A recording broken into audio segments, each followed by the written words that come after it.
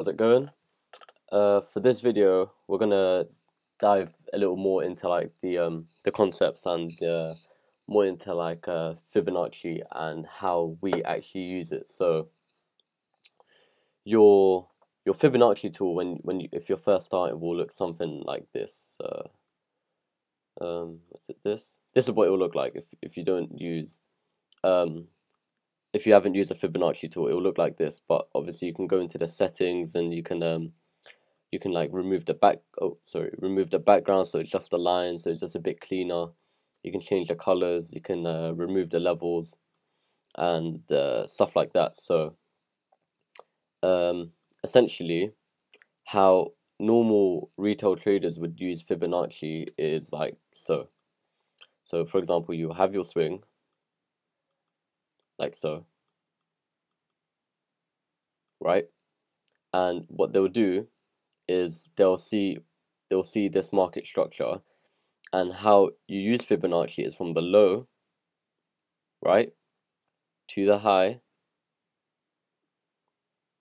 here. So you swing the entire move but upwards. So you click it from the low and you drag it to the high, and then you wait for price to come back into your region before you look for a position. That's how retail traders that's how you use Fibonacci. But how retail traders use Fibonacci is they just simply wait for price to come into like their 618, for example, and they just take a position without understanding why the reversal was happening.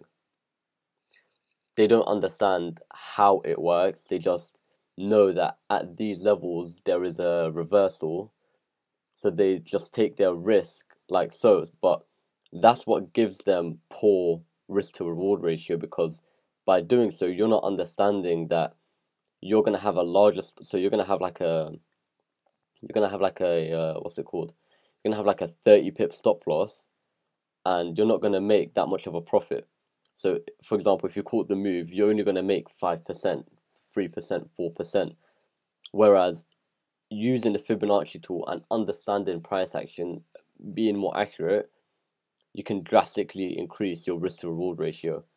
So how the Fibonacci actually works is like this. So price usually will come up, right? So you would this is in a buy position. So you use the Fibonacci from the low to the high, and when price retraces back downwards like so into these golden pockets. So I mean, they're not really golden pockets. Essentially, all right, cool. Essentially, anything below 0.5 is considered a discounted market, and that is because that price is at a region where it is cheaper. So, let's say for example you're selling something, right? This is price at this is the item at its full price. Let's say it's £100 here, right? You don't want to buy the item when it's £100 because you're not going to make as much of a profit, where like as much of a profit in comparison to if you buy at like, let's say £50 or £48, or like what's this, like £30 for example. So you want to wait for the item you're buying to become cheaper, so that when you do buy it you're going to make a larger profit. So you want price to come into, for example, you want price to come into this region here before you look for positions.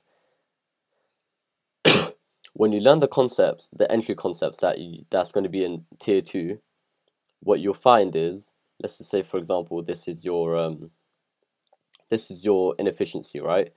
And price is trending down into your inefficiency, and it taps and it just runs right through, and you're like, okay, well, you've just taught me how to use the inefficiency, but it's not working. That's because that price isn't in a discounted market. You're buying it when it's above the 50. Anything below the 50 is in a discounted market.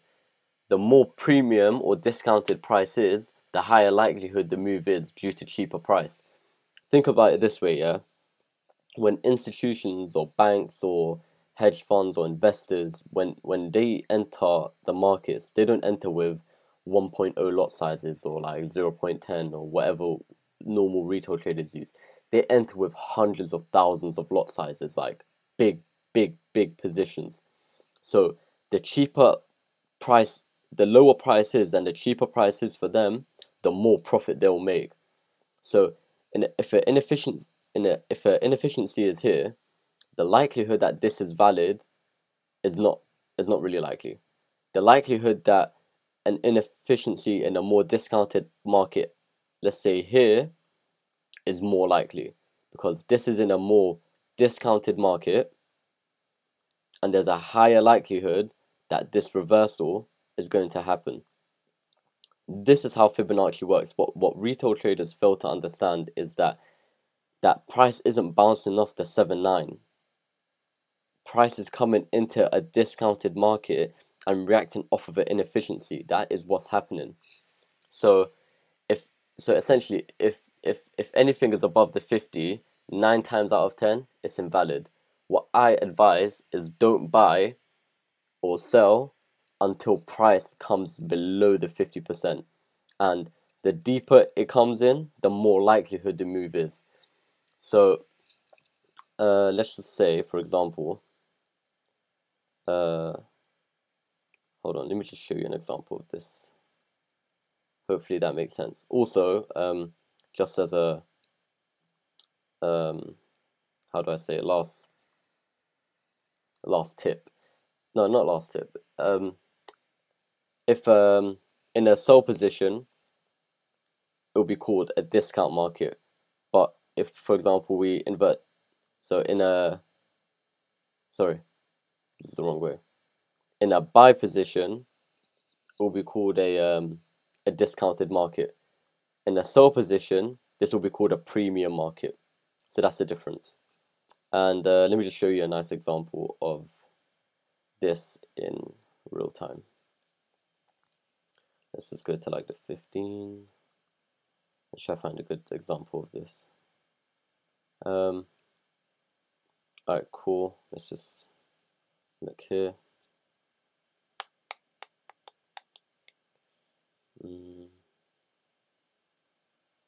Hold on, let's work our way down. Let's see if I can find anything here.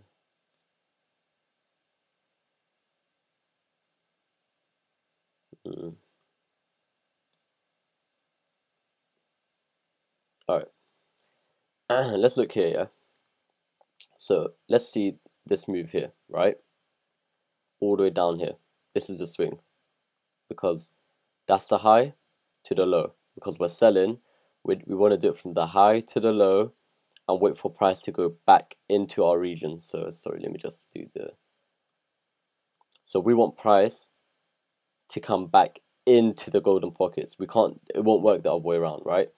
So when price came down, right, and it trended back up, you see here, we were just above the 0.5. So technically, this was valid for a sell at this point, right?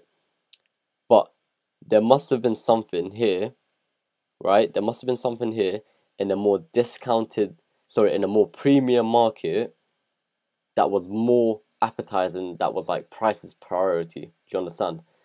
So whereas you could have had a position here, this could have been valid, this was in a more premium market, so it was more likely that whatever was in this region here that price wanted to get was of higher likelihood. And that's exactly what happened here. And if you just look into like past price action, you can literally see it again and again. So let me just try to find an example. Let's look here. These swing structures. So let's look here, right?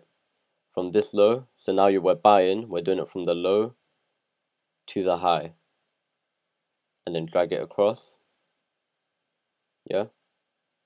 So you see, from the low to the high, price came back down, it tapped the 50.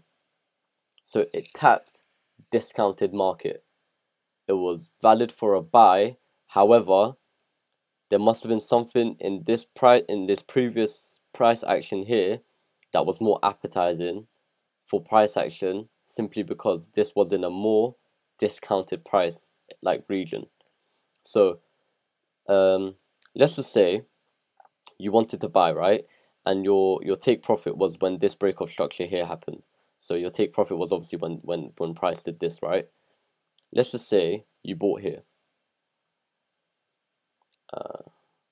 Hate when price. Sorry, I hate when it does that. Let's just say you bought here, and let's just for the sake of the argument, let's say you didn't hit stop. Okay.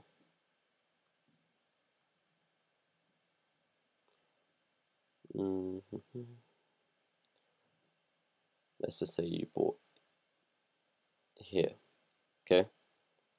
If you bought at the 50, you only would have made 6% back.